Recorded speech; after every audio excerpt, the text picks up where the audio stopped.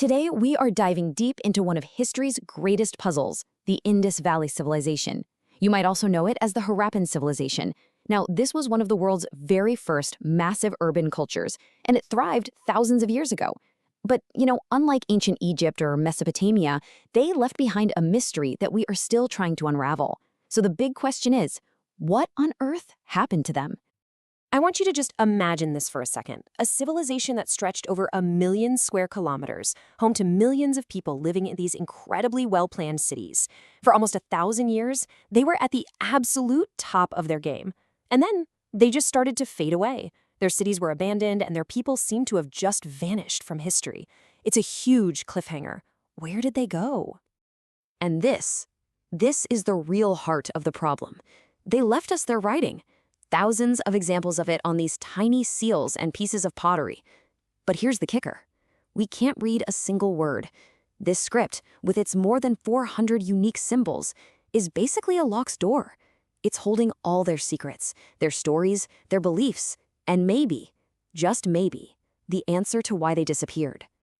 So, since we can't read what they wrote, we have to play detective. We're going to piece together the story of the Harappan people using the only clues they left for us, buried under layers of earth, their amazing cities, their everyday tools, and their art. This civilization didn't just pop up overnight. As this timeline shows us, it actually grew out of local farming communities over hundreds of years. Then you hit the mature phase. From 2600 to 1900 BC, that was their golden age. This is when they were at their peak. But after 1900 BC, something changes, and they enter this long, slow period of decline. And their world was absolutely huge. The clues we're talking about are scattered across massive archaeological sites like Harappa and Mohenjo-daro in modern Pakistan, and places like Dhalavira and Rocky Gari in India. The sheer scale of it all tells you we're not just talking about a couple of towns. This was a widespread, deeply interconnected network of major urban centers. Okay, so maybe the most stunning clue they left us is the cities themselves. Seriously, the level of organization is just mind-blowing. It tells us we're looking at a society that valued order, genius-level engineering, and public well-being, way, way ahead of their time. Get this, their cities were laid out on this stunningly precise grid system. Main streets ran north-south, others east-west, and they all crossed at perfect 90-degree angles. Now, that doesn't happen by accident. That is deliberate, large-scale urban planning. And as some scholars have pointed out, this kind of uniformity across so many different cities hints at a really powerful and organized government. And it seems they had a master plan for every city, a kind of consistent two-part blueprint. You'd have a smaller, raised area to the west called the citadel, which is where you'd find all the important public buildings. Then you'd have the much larger lower town to the east, which is where most people lived and worked. This setup shows a very clear, organized separation of public life from private life. But here is where we see their true genius at work. They engineered the world's first known urban sanitation systems. I'm talking every single house, from the biggest to the smallest, had its own bathroom and drains that all connected to covered channels running along the streets. These channels then emptied into even larger sewers. This focus on public health was absolutely unheard of. To put that in perspective, many cities in Europe wouldn't have sanitation systems this advanced for another 4,000 years. Just let that sink in. Okay, so we know their cities were these incredible feats of engineering. But what was life actually like for the people who lived there? Let's try and decode their day-to-day. It seems their economy was built on 3 really strong pillars. First, you had agriculture. That was the foundation. Farmers growing staples like wheat and barley. Second, they were master craftspeople, working with metals, stone, and clay to create everything from tools to beautiful jewelry and pottery. And third, they were incredibly sophisticated long-distance traders. We know this for a fact because Harappan seals and their very distinctive beads have been found thousands of miles away in the royal tombs of Mesopotamia, which is modern-day Iraq. So how do you manage trade across such a massive area? Well, you standardize everything. And that's exactly what they did. Archaeologists have found these sets of carefully made stone weights that were used all across the Indus region. This system, as scholars emphasize, was crucial. It ensured fair trade and allowed for really efficient administration and probably taxation too. But who was actually in charge? This is where the mystery gets even deeper, and honestly, scholars still argue about it. On one hand, you have folks like Upinder Singh who point to the uniform housing and the fact that we haven't found any giant palaces or royal tombs. That might suggest a more equal society, maybe run by a council.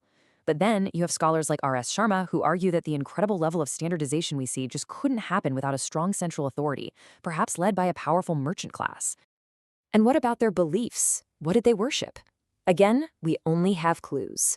We found tons of small terracotta figurines of women, which people often call mother goddesses, suggesting that fertility was a big deal to them. Their seals are covered in these powerful animal symbols, like bulls and tigers, and huge public structures like the Great Bath in Mohenjo-daro, that was probably used for important community rituals, maybe related to purification.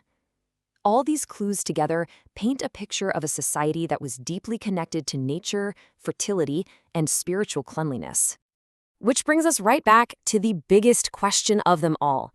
After centuries of stability, innovation, and success, why did this incredible urban world just fall apart?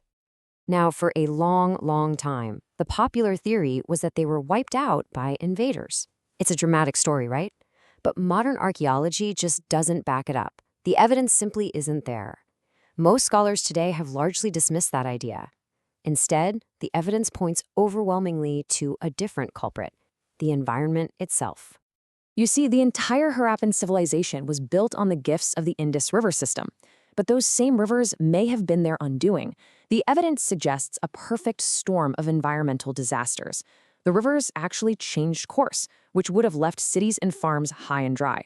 The climate changed, becoming drier and leading to massive droughts.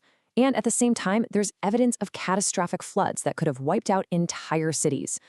So it's really crucial to understand this wasn't just one single event. It wasn't one bad day. As the scholarly consensus now suggests, the decline was a slow, complex unraveling over time. Environmental problems weakened their economy, which then led to social and political breakdown. People started to abandon the great cities and move back towards smaller rural villages. Even though their world disappeared, their legacy didn't just vanish into thin air. The achievements of the Harappan people left a quiet but incredibly profound mark on history. I mean, when you really stop and think about it, their achievements were extraordinary. These people were the world's first true urban planners. They engineered sanitation systems so sophisticated they wouldn't be seen again for millennia. They built a massive trade network that ran on trust and standardization.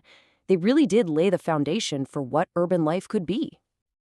And so we end right back where we began, with their silent, unreadable script. What would it tell us if we could finally crack the code?